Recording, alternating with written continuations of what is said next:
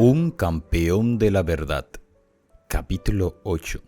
Un nuevo emperador, Carlos V, había ascendido al trono de Alemania y los emisarios de Roma se apresuraron a presentarle sus plácemes y procuraron que el monarca emplease su poder contra la reforma.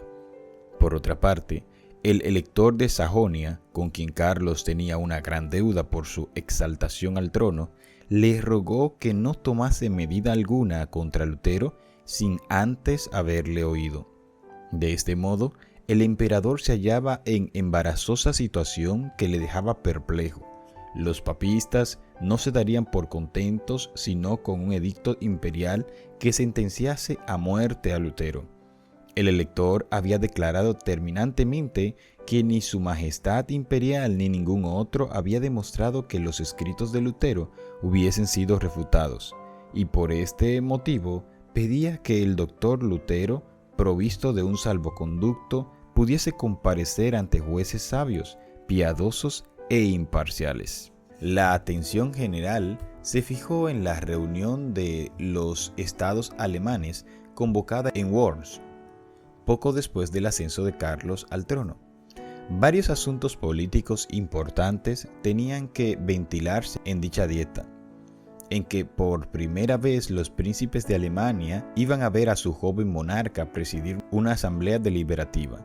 De todas partes del imperio acudieron los altos dignatarios de la Iglesia y del Estado, nobles señores de elevada jerarquía, poderosos y celosos de sus derechos hereditarios, representantes del alto clero y que ostentaban su categoría y superioridad, palaciegos seguidos de sus guardas armados y embajadores de tierras extrañas y lejanas.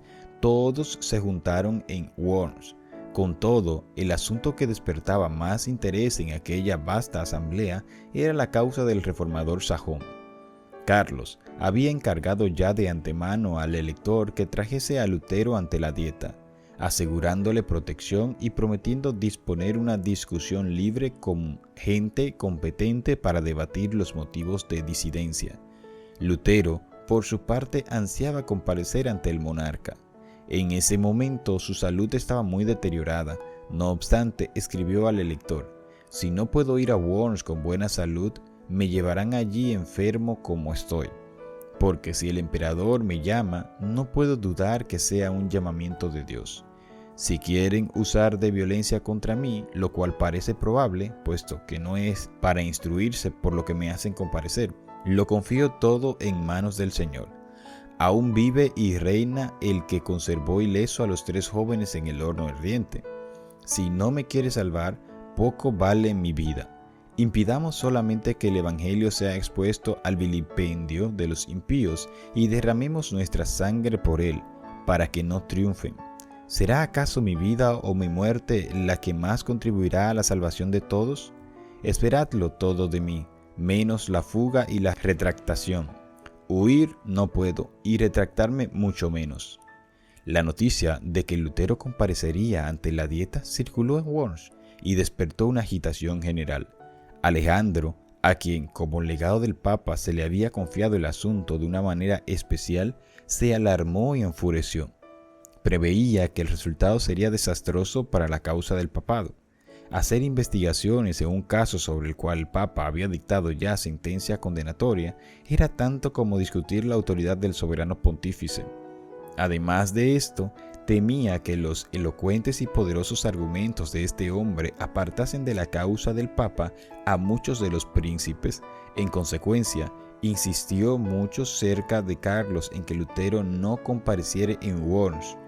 Por ese mismo tiempo se publicó la bula de excomunión contra Lutero, y esto, unido a las gestiones del legado, hizo ceder al emperador, quien escribió al elector diciéndole que si Lutero no quería retractarse, debía quedarse en Wittenberg. No bastaba este triunfo para Leandro, el cual siguió intrigando para conseguir también la condenación de Lutero.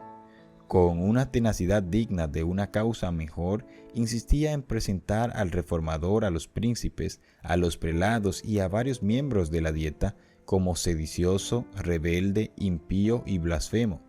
Pero la vehemencia y la pasión de que daba pruebas el legado revelaban con demasiada claridad el espíritu que lo animaba. Lo mueve el odio y la venganza, decían, y no el celo y la piedad. La mayoría de los miembros de la Dieta estaban más dispuestos que nunca a ver con benevolencia la causa del reformador y a inclinarse en su favor. Con redoblado celo insistió Aleandro acerca del emperador para que cumpliese su deber de ejecutar los edictos papales. Pero esto, según las leyes de Alemania, no podía hacerse sin el consentimiento de los príncipes, y Carlos V, no pudiendo resistir a las instancias del nuncio, le concedió que llevara el caso ante la Dieta.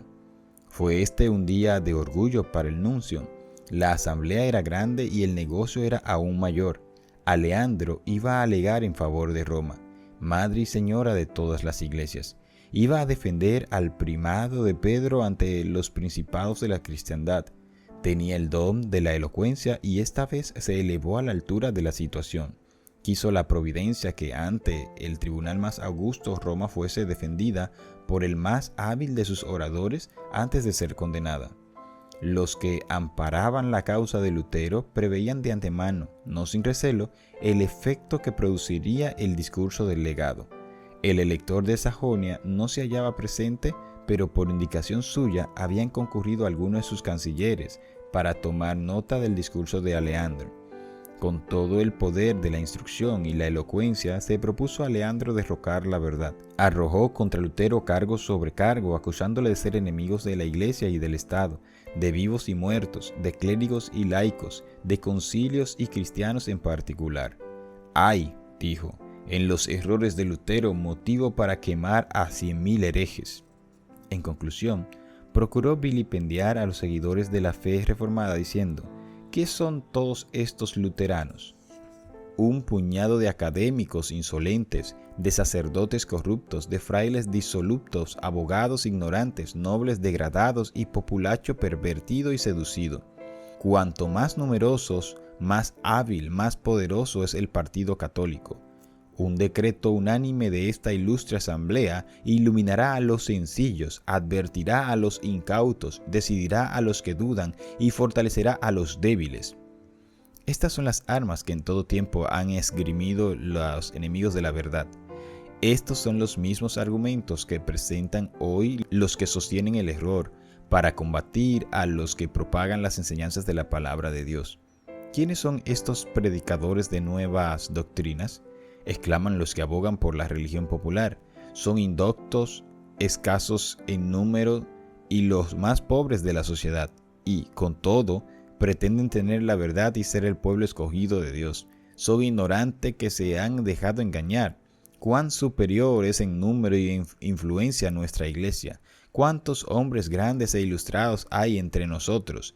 Cuánto más grande es el poder que está de nuestra parte.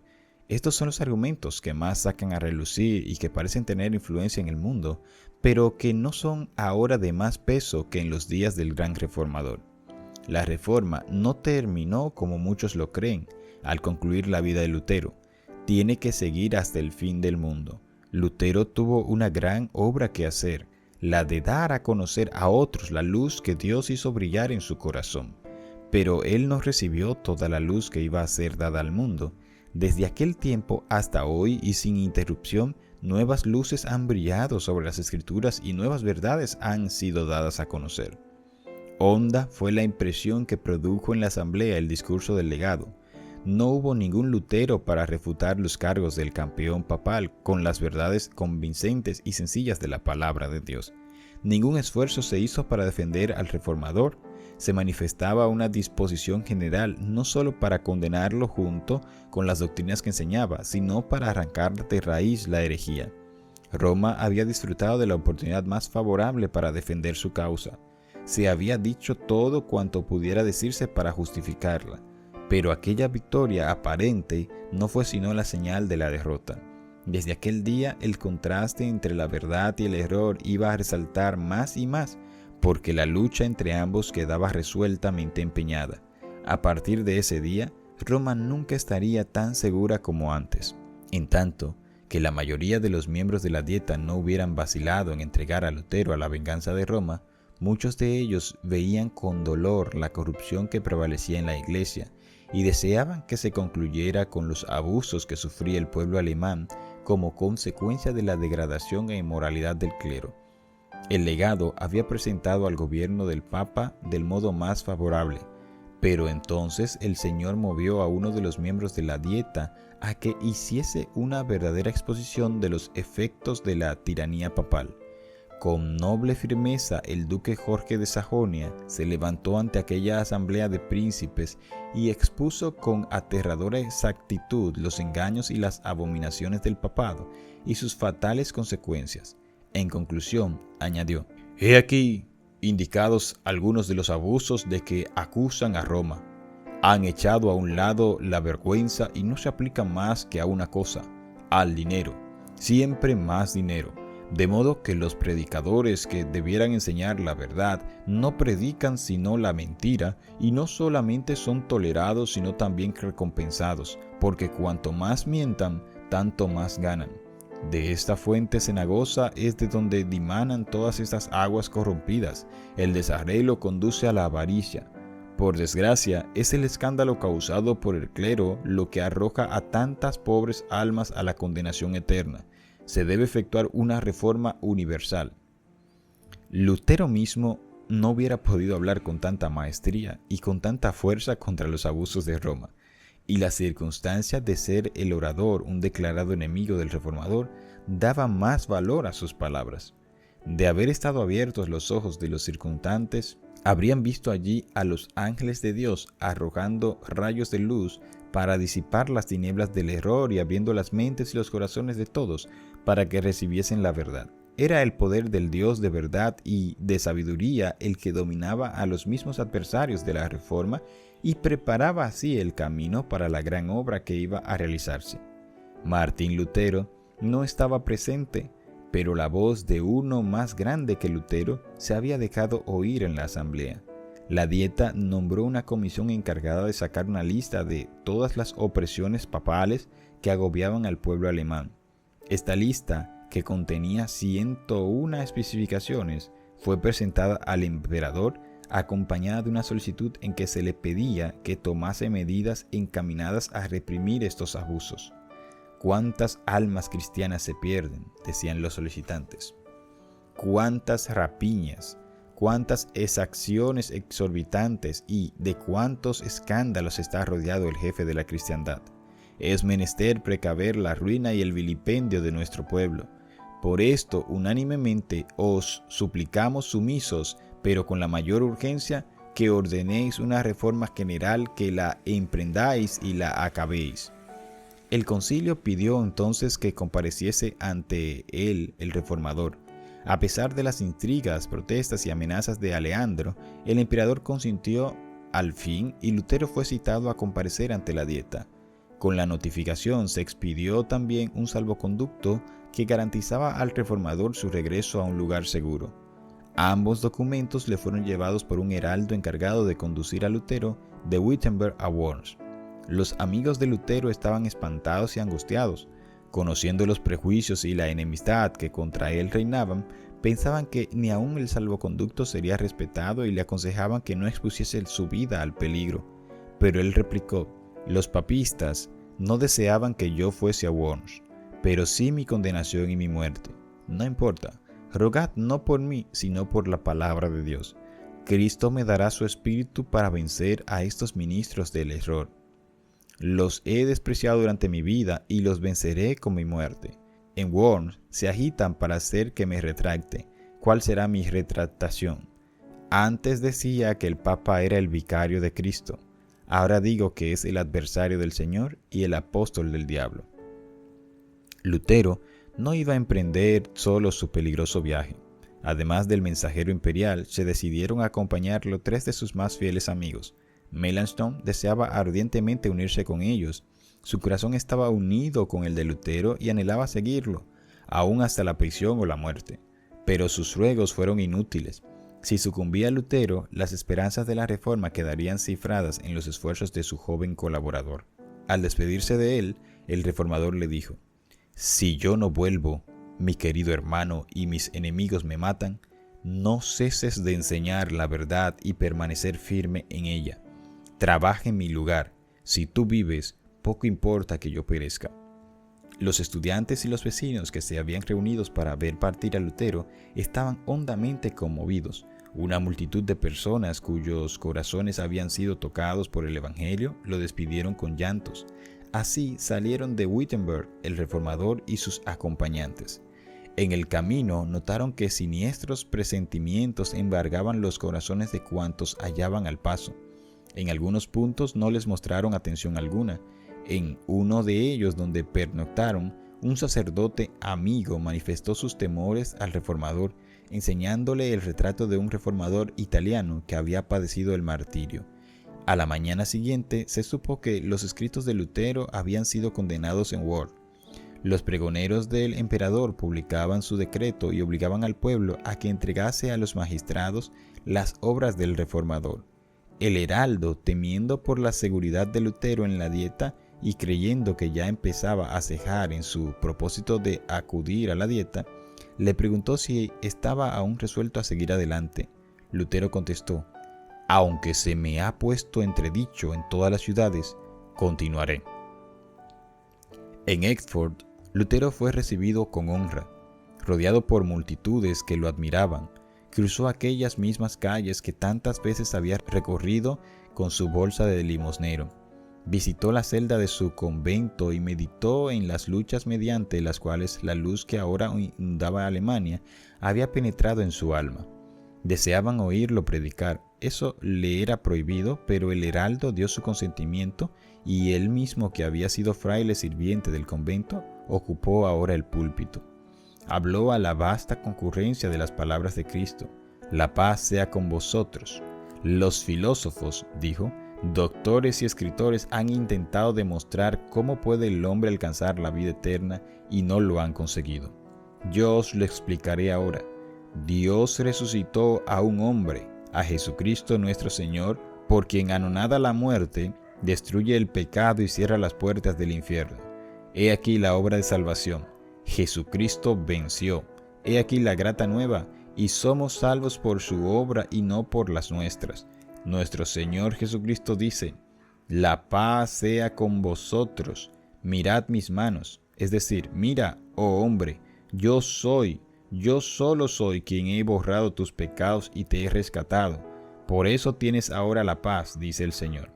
Y siguió explicando cómo la verdadera fe se manifiesta en una vida santa. Puesto que Dios nos ha salvado, obremos de un modo digno de su aprobación. ¿Eres rico? Sirvan tus bienes a los pobres. ¿Eres pobre? Tu labor sirva a los ricos. Si tu trabajo no es útil más que para ti mismo, el servicio que pretendes hacer a Dios no es más que mentira. El pueblo escuchaba embelesado. El pan de vida fue repartido a aquellas almas hambrientas. Cristo fue ensalzado ante ellas por encima de papas, legados, emperadores y reyes. No dijo Lutero una palabra tocante a su peligrosa situación. No quería convertirse en el centro de atención. En la contemplación de Cristo se perdía de vista a sí mismo. Se ocultaba detrás del hombre del Calvario y solo procuraba presentar a Jesús como redentor de los pecadores. El reformador prosiguió su viaje siendo agasajado en todas partes y considerado con gran interés. La gente salía presurosa a su encuentro y algunos amigos le advertían de los planes hostiles de los romanistas.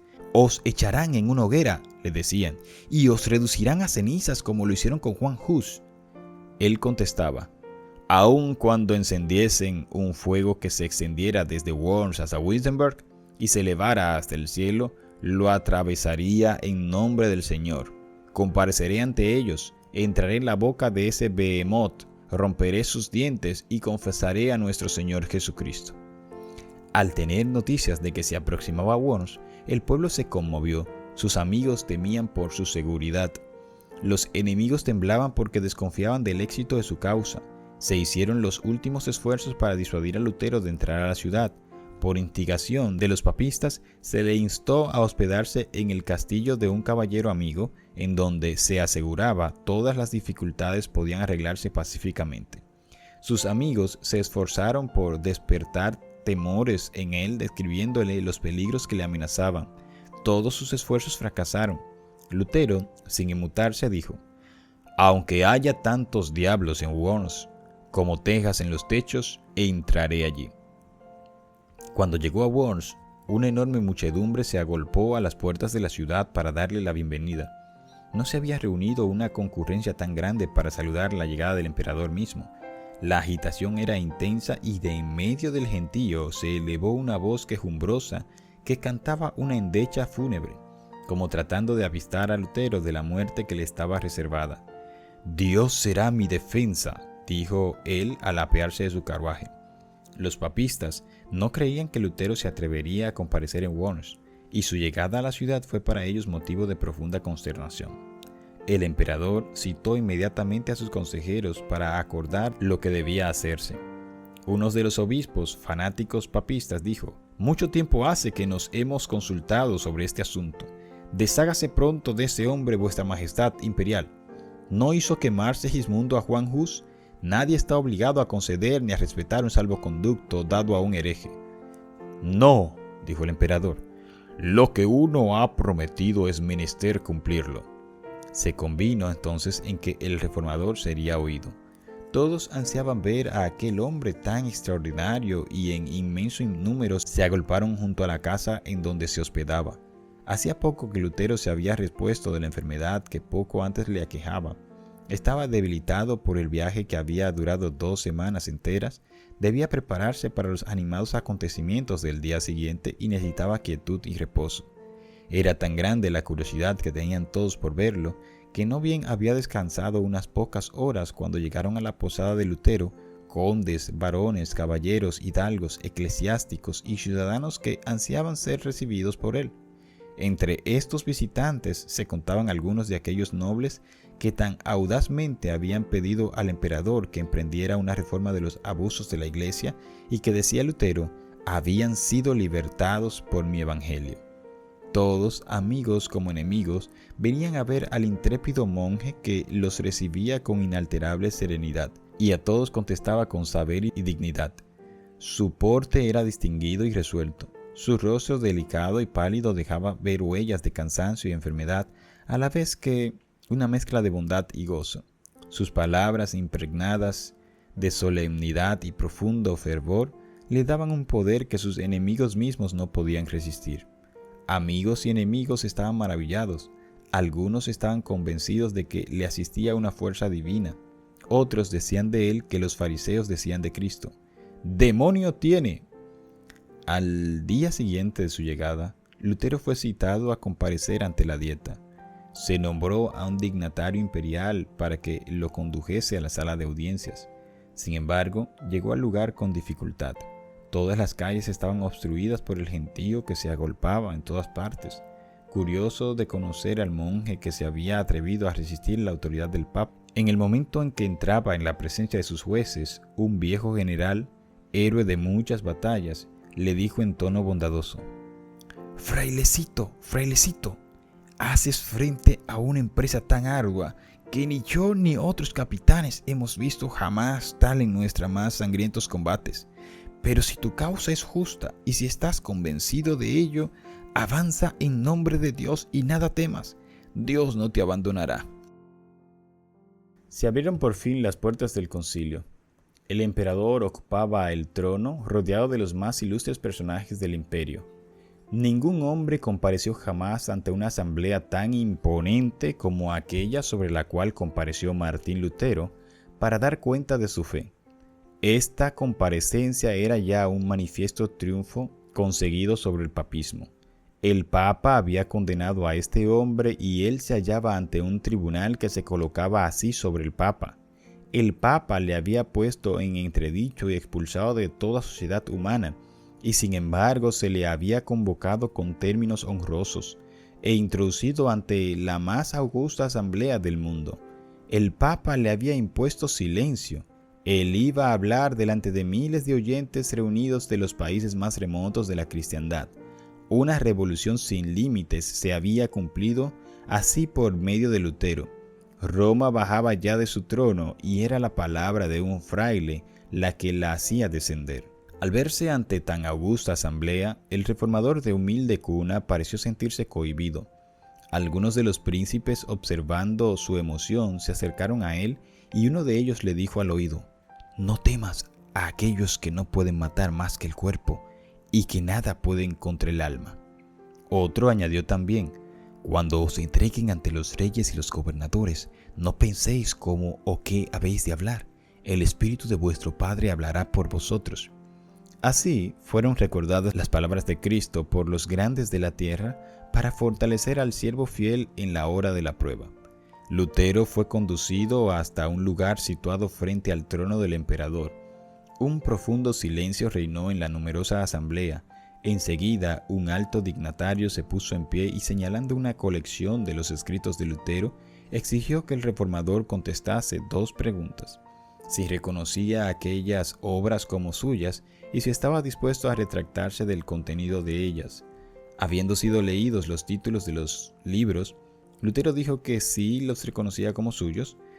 Tocante a la segunda pregunta, añadió: dado que concierne a la fe y a la salvación de las almas, en la que interviene la palabra de Dios, a saber, el más grande y precioso tesoro que existe en los cielos y en la tierra, obraría yo imprudentemente si respondiera sin reflexión. Pudiera afirmar menos de lo que se me pide, o más de lo que exige la verdad, y hacerme así culpable contra estas palabras de Cristo. Cualquiera que me niegue delante de los hombres, le negaré yo también delante de mi Padre que está en los cielos. Por esa razón, suplico a su Majestad Imperial, con toda sumisión, se digne concederme tiempo para que pueda yo responder sin manchar la palabra de Dios. Lutero obró discretamente al hacer esta súplica. Sus palabras convencieron a la asamblea de que él no hablaba movido por pasión ni arrebato. Esta reserva, esta calma tan sorprendente en semejante hombre, acreció su fuerza y le preparó para contestar más tarde con una sabiduría, una firmeza y una dignidad que iban a frustrar las esperanzas de sus adversarios y confundir su malicia y su orgullo. Al día siguiente, debía comparecer de nuevo para dar su respuesta final. Por unos momentos, al verse frente a tantas fuerzas que hacían causa común contra la verdad, sintió desmayar su corazón, flaqueaba su fe, se sintió presa del temor y horror. Los peligros se multiplicaban ante su vista y parecía que sus enemigos estaban cercanos al triunfo, y que las potestades de las tinieblas iban a prevalecer. Las nubes se amontonaban sobre su cabeza y parecían separarlo de Dios. Deseaba con ansia estar seguro de que el Señor de los ejércitos lo ayudaría. Con el ánimo angustiado se postró en el suelo y con gritos entrecortados que solo Dios podía comprender, exclamó: Todopoderoso, Dios eterno, cuán terrible es el mundo, cómo abre la boca para tragarme y qué débil es la confianza que tengo en ti. Si debo confiar en lo que es poderoso según el mundo, estoy perdido. Está tomada la última resolución y está pronunciada la sentencia. Oh Dios mío, asísteme contra toda la sabiduría del mundo. Hazlo tú solo, porque no es obra mía sino tuya. Nada tengo que hacer, nada tengo que combatir contra estos grandes del mundo. Pero la causa es tuya y es una causa justa y eterna. Oh Señor, sé mi ayuda.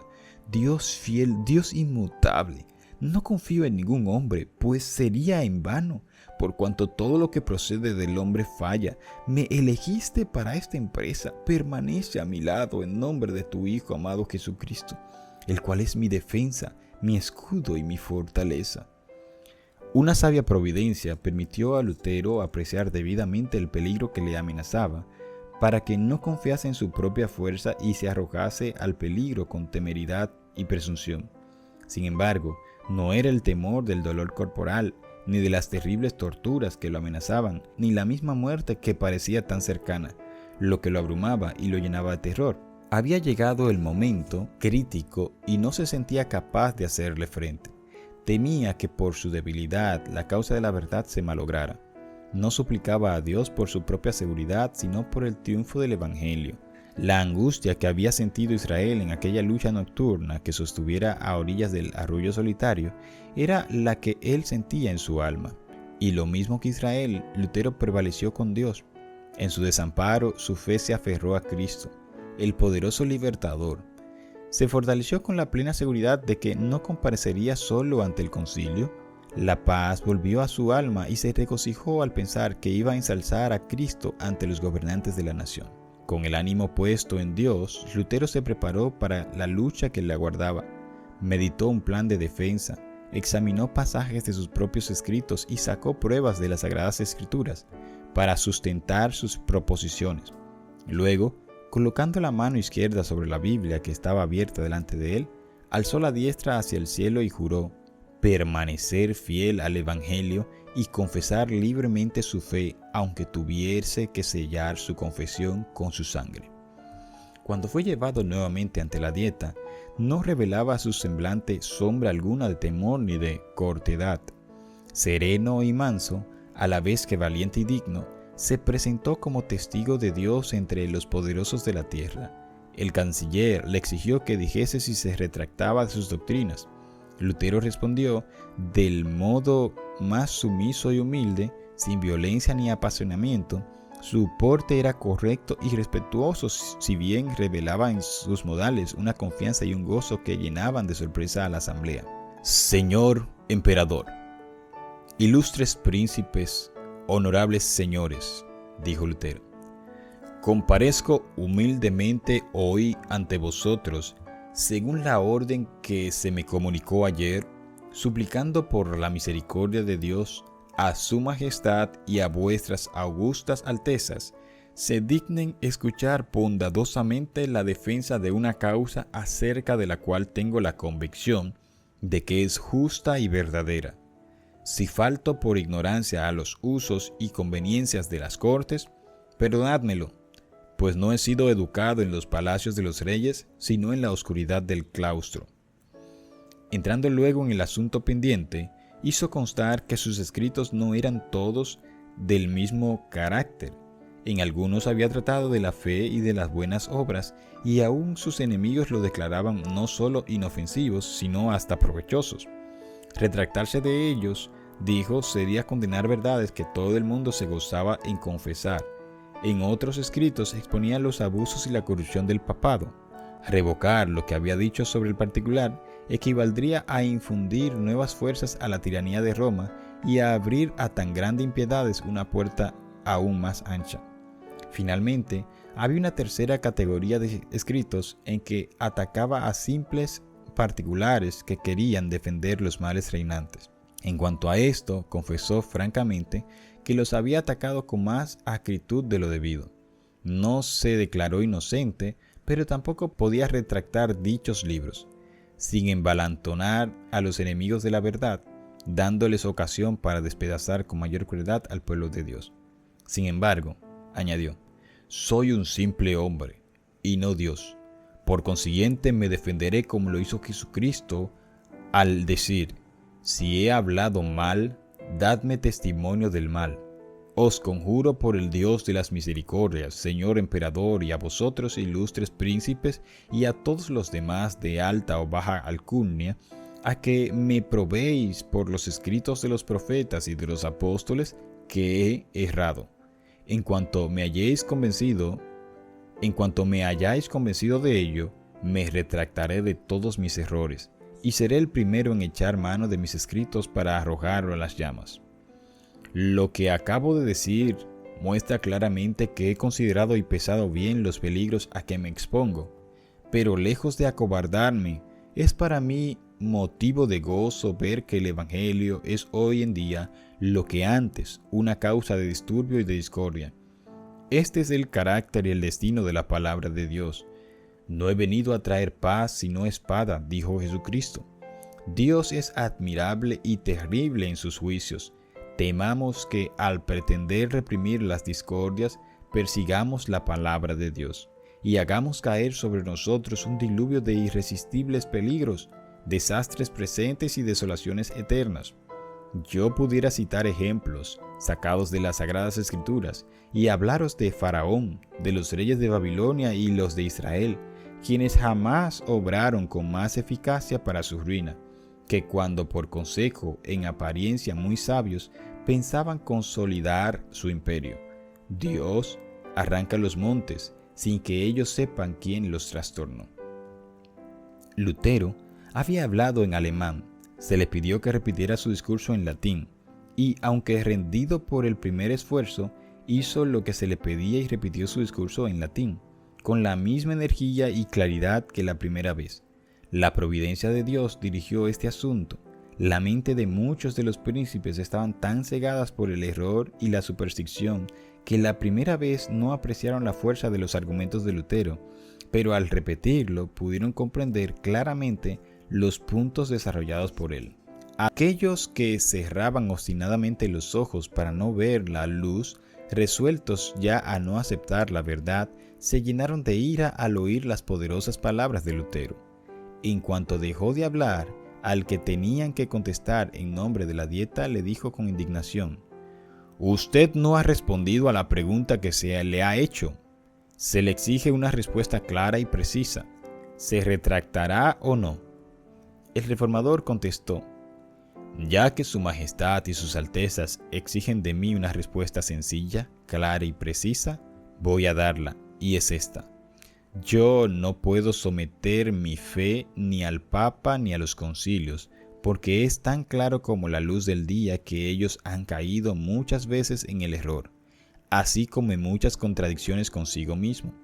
Por lo cual, si no se me convence por el testimonio de las Escrituras o con razones evidentes, y si no se me persuade con los mismos textos que yo he citado, y si no me sujeta mi conciencia a la palabra de Dios, yo no puedo ni quiero retractarme de nada, por no ser digno de un cristiano hablar contra su conciencia.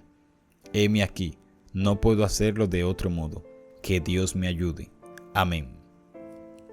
Así, se mantuvo este hombre recto en el firme fundamento de la palabra de Dios.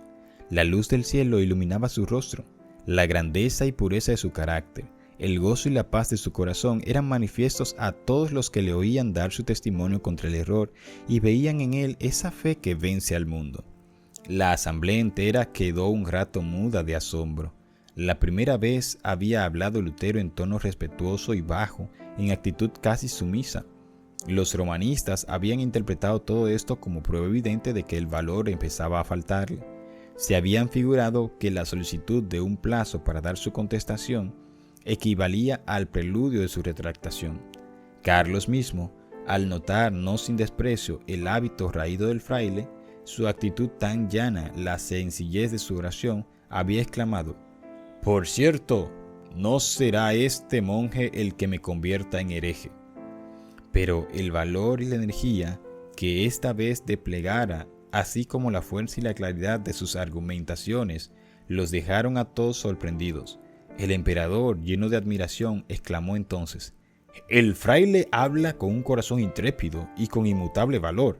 Muchos de los príncipes alemanes veían con orgullo y satisfacción a este representante de su nación. Los partidarios de Roma estaban derrotados.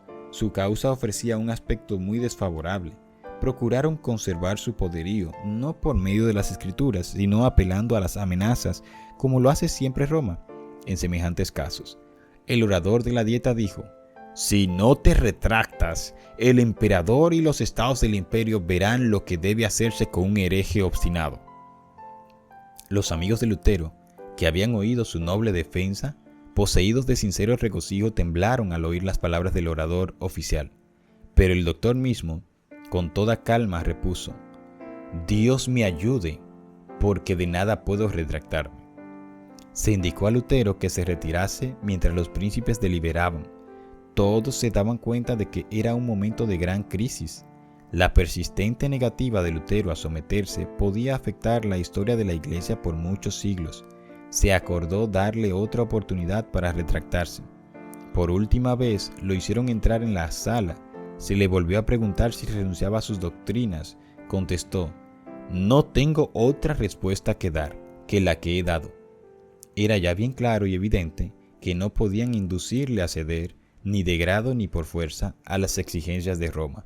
Los dirigentes papales estaban acongojados porque su poder, que había hecho temblar a los reyes y a los nobles, era así despreciado por un pobre monje, y se propusieron hacerle sentir su ira entregándole al tormento.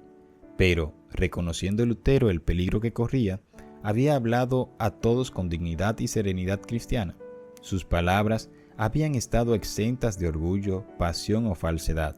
Se había perdido de vista a sí mismo y a los grandes hombres que le rodeaban, y solo sintió que se hallaba en presencia de uno que era infinitamente superior a los papas, a los prelados, a los reyes y a los emperadores. Cristo mismo había hablado por medio del testimonio de Lutero con tal poder y grandeza que tanto en los amigos como en los adversarios despertó pavor y asombro. El Espíritu de Dios había estado presente en aquel concilio impresionante vivamente los corazones de los jefes del imperio.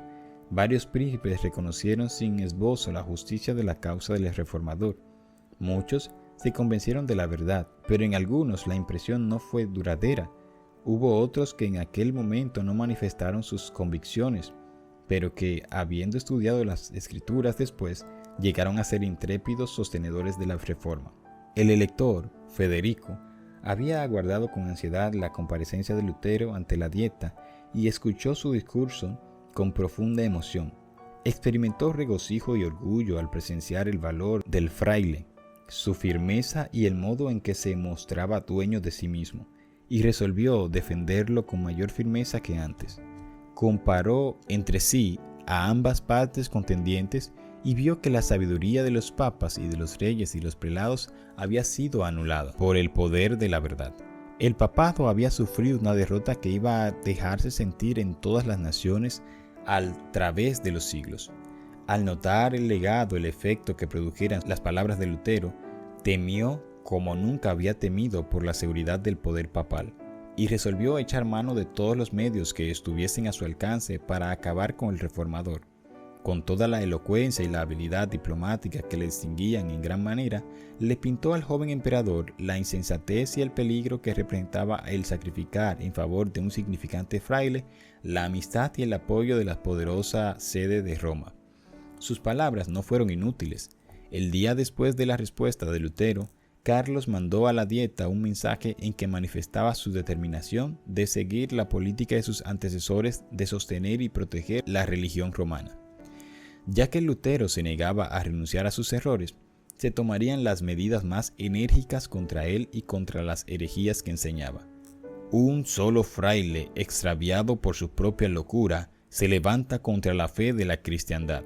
Sacrificaré mis reinos, mi poder, mis amigos, mis tesoros, mi cuerpo, mi sangre, mi espíritu y mi vida para contener esta impiedad. Voy a despedir al agustino Lutero, prohibiéndole causar el más leve tumulto entre el pueblo. Enseguida, procederé contra él y sus secuaces, como contra herejes declarados por medio de la excomunión, de la suspensión y por todos los medios convenientes para destruirlos. Pido a los miembros de los estados que se conduzcan como fieles cristianos. No obstante, el emperador declaró que el salvoconducto de Lutero debía ser respetado y que antes de que se pudiese proceder contra él, debía dejársele llegar a su casa sano y salvo. Dos opiniones encontradas fueron entonces propuestas por los miembros de la Dieta. Los emisarios y representantes del Papa solicitaron que el salvoconducto del reformador fuera violado. El Rin, decían, debe recibir sus cenizas como recibió un siglo antes las de Juan Hus. Pero los príncipes alemanes, si bien papistas y enemigos jurados de Lutero, se opusieron a que se violara así la fe pública, alegando que aquello sería un baldón en el honor de la nación. Recordaron las calamidades que habían sobrevenido por la muerte de Juan Hus y declararon que ellos no se atrevían a acarrearlas a Alemania ni a su joven emperador. Carlos mismo dijo, en respuesta a la vil propuesta, aun cuando la buena fe y la fidelidad fuesen desterradas del universo, deberían hallar refugio en el corazón de los príncipes. Pero los enemigos más encarnizados de Lutero siguieron hostigando al monarca para que hiciera con el reformador lo que Segismundo hiciera con Hus, abandonarlo a la misericordia de la Iglesia.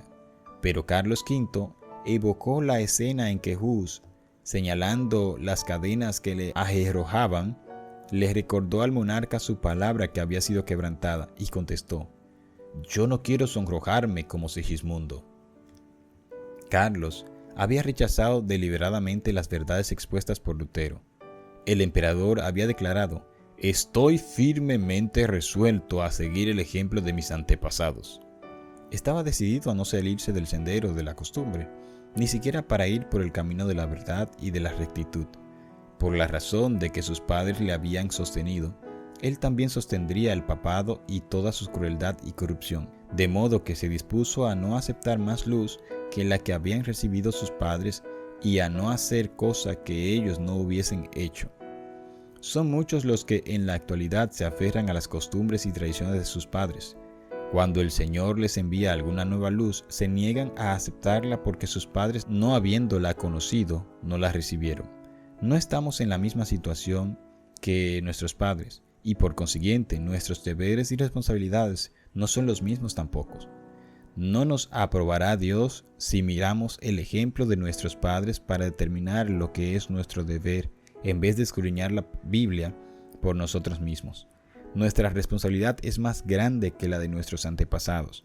Somos deudores por la luz que recibieron y que nos entregaron como herencia, y deudores por la mayor luz que nos alumbra hoy, procedentes de la palabra de Dios. Cristo dijo a los incrédulos judíos: si yo no hubiera venido ni les hubiera hablado, no tendrían pecado, pero ahora no tienen excusa por su pecado. El mismo poder divino habló por boca de Lutero al emperador y a los príncipes de Alemania, y mientras la luz resplandecía procedente de la palabra de Dios, su espíritu alegó por última vez con muchos de los que se hallaban en aquella asamblea, así como Pilato siglos antes permitió que el orgullo y la popularidad le cerraban el corazón para que no recibiera al Redentor del mundo, y así como el cobarde Félix rechazó el mensaje de verdad diciendo: ahora vete, y cuando tenga oportunidad te llamaré. Y así como el orgulloso Agripa llegó a confesar: por poco me persuades a hacerme cristiano, pero rechazó el mensaje que le era enviado del cielo, así también Carlos V, cediendo a las instancias del orgullo y de la política del mundo, decidió rechazar la luz de la verdad. Corrían por todas partes muchos rumores de los proyectos hostiles contra Lutero y despertaban gran agitación en la ciudad. Lutero había hecho muchos amigos que, conociendo la traidora crueldad de Roma para con los que se atrevían a sacar a la luz sus corrupciones, resolvieron evitar a todo trance que él fuese sacrificado. Cientos de nobles se comprometieron a protegerlo. No pocos denunciaban públicamente el mensaje imperial como prueba evidente de humillante sumisión al poder de Roma. Se fijaron pasquines en las puertas de las casas y en las plazas públicas, unos contra Lutero y otros en su favor. En uno de ellos se leían sencillamente estas enérgicas palabras del sabio: «Ay de ti, tierra, cuando tu rey es un muchacho». Eclesiastés capítulo 10, verso 16. El entusiasmo que el pueblo manifestaba en favor de Lutero en todas partes del imperio dio a conocer a Carlos y a la Dieta que si se cometía una injusticia contra él, bien podrían quedar comprometidas la paz del imperio y la estabilidad del trono. Federico de Sajonia observó una bien estudiada reserva, ocultando cuidadosamente sus verdaderos sentimientos para con el reformador y al mismo tiempo lo custodiaba con incansable vigilancia, observando todos sus movimientos y los de sus adversarios. Pero había muchos que no se cuidaban de ocultar sus simpatías hacia Lutero. Era visitado por príncipes, condes, varones y otras personas de distinción, clérigos y laicos. El pequeño cuarto del doctor, escribía Spalatino, no podía contener a todos los que acudían a verlos. Martín, tomo 1, página 404. El pueblo lo miraba como si fuese algo más que humano, y aún los que no creían en sus enseñanzas no podían menos que admirar en él la sublime integridad que le hacía desafiar la muerte antes que violar los dictados de su conciencia. Se hicieron grandes esfuerzos para conseguir que Lutero consintiera en transigir con Roma. Príncipes y nobles le manifestaron que si persistía en sostener sus opiniones contra la Iglesia y los concilios, pronto se le desterraría del imperio y entonces nadie lo defendería. A esto respondió el reformador: el Evangelio de Cristo no puede ser predicado sin escándalo. ¿Cómo es posible que el temor o aprehensión de los peligros me desprenda del Señor y de su palabra divina, que es la única verdad? No, antes daré mi cuerpo, mi sangre y mi vida. Se le instó nuevamente a someterse al juicio del emperador, pues entonces no tendría nada que temer. Consiento de veras, dijo, en que el emperador, los príncipes y aun los más humildes cristianos examinen y juzguen mis libros, pero bajo la condición de que tomarán por norma las sagradas escrituras. Los hombres no tienen más que someterse a ella. Mi conciencia depende de ella y soy esclavo de su observancia. En respuesta a otra instancia dijo, consiento en renunciar al salvoconducto. Abandono mi persona y mi vida entre las manos del emperador, pero la palabra de Dios nunca. Expresó que estaba dispuesto a someterse al fallo de un concilio general, pero con la condición expresa de que el concilio juzgara según las escrituras. En lo que se refiere a la palabra de Dios y a la fe, añadió, cada cristiano es tan buen juez como el mismo Papa secundado por 1.000.000 de concilios. Finalmente, los amigos y los enemigos de Lutero se convencieron de que todo esfuerzo encaminado a una reconciliación sería inútil. Si el reformador hubiera cedido en un solo punto, Satanás y sus ejércitos habrían ganado la victoria. Pero la inquebrantable firmeza de él fue el medio de emancipar a la Iglesia y de iniciar una era nueva y mejor. La influencia de este solo hombre que se atrevió a pensar y a obrar por sí mismo en materia de religión iba a afectar a la Iglesia y al mundo, no solo en aquellos días, sino en todas las generaciones futuras. Su fidelidad y su firmeza fortalecerían la resolución de todos aquellos que, al través de los tiempos, pasaran por experiencias semejantes. El poder y la majestad de Dios prevalecieron sobre los consejos de los hombres y sobre el gran poder de Satanás. Pronto recibió Lutero orden del emperador de volver al lugar de su residencia y comprendió que aquello era un síntoma precursor de su condenación. Nubes amenazantes se cernían sobre su camino, pero al salir de Worms, su corazón rebosaba de alegría y de alabanza. El mismo diablo, dijo él, custodiaba la ciudadela del Papa, pero Cristo abrió en ella una ancha brecha y Satanás vencido se vio precisado a confesar que el Señor es más poderoso que él. Después de su partida, deseoso aún de manifestar que su firmeza no había que tomarla por rebelión, escribió Lutero al emperador, diciendo entre otras cosas, Dios, que es el que escudriña los corazones, me es testigo de que estoy pronto a obedecer con diligencia a vuestra majestad, así en lo próspero como en lo adverso, en la vida o en la muerte, exceptuando solo la palabra de Dios por la que el hombre existe. En todas las cosas relativas al tiempo presente, mi fidelidad será perenne, puesto que en la tierra ganar o perder son cosas indiferentes a la salvación. Pero Dios prohíbe que en las cosas concernientes a los bienes eternos, el hombre se someta al hombre. En el mundo espiritual, la sumisión es un culto verdadero que no debe rendirse sino al Creador.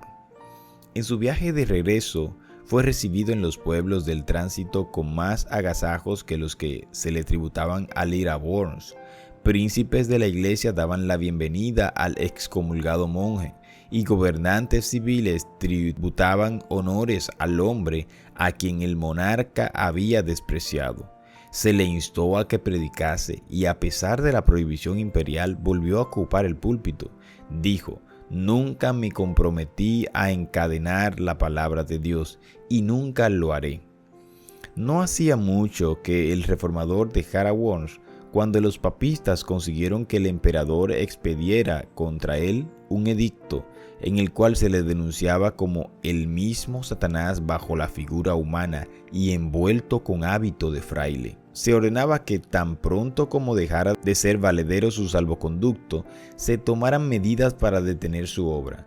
Se prohibiera guarecerlo, suministrarle alimento, bebida o socorro alguno, con obras o palabras en púlpito o en privado. Se le debía apresar en cualquier parte donde se le hallara y entregársele a las autoridades. Sus adeptos debían ser encarcelados también y sus bienes confiscados. Los escritos todos de Lutero debían ser destruidos y finalmente cualquiera que osara obrar en contradicción con el decreto quedaba incluido en las condenaciones del mismo. El elector de Sajonia y los príncipes más adictos a Lutero habían salido ya de Worms y el decreto del emperador recibió la sanción de la Dieta. Los romanistas no cabían de gozo, consideraban que la suerte de la reforma estaba ya sellada. Pero Dios había provisto un medio de escape para su siervo en aquella hora de peligro. Un ojo vigilante había seguido los movimientos de Lutero y un corazón sincero y noble se había resuelto a ponerlo a salvo. Era fácil darse cuenta de que Roma no iba a quedar satisfecha sino con la muerte del reformador, y solo ocultándose podía éste burlar las garras del león. Dios dio sabiduría a Federico de Sajonia para idear un plan que salvara la vida de Lutero. Ayudado por varios amigos verdaderos, se llevó a cabo el propósito del elector y Lutero fue eficazmente escondido de amigos y enemigos. Mientras regresaba a su residencia, se vio rodeado de repente, separado de sus acompañantes y llevado por la fuerza a través de los bosques al castillo de Wartburg, fortaleza que se alzaba sobre una montaña aislada.